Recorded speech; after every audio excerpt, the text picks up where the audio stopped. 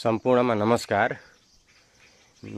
विगत 3 महिनादेखि हेरिरहनु भएको मेरो भिडियो हेर्नुभएकालाई सबैलाई अवगत नै छ। हामीले थाई टनल बनाउँदैछौँ भन्ने कुरो। अहिले 3 महिनादेखि यो सबै मेहनत गरेर हैन यस्तो उब्जाउ बारीलाई यसरी खनेर यसो उसो सबै गरेर हैन अब मापदण्ड अनुसार अब जे आवश्यकता थियो त्यो सबै तयारी गरेर यति बनाइसकेपछि अहिले आएर प्राविधिक छत्रकोट गाउँपालिकाको प्राविधिक र हाम्रो ठेकेदार जुन छ त्यसबीच अब के कुराकानी मिल्या हैनन्। हामीले अब टेक्निकल कुरा जान्ने कुरो भएन। अहिले काम रोकिएको छ। 3 महिनादेखि हाम्रो बारी यस्तो उब्जाउ बारी खाली छ।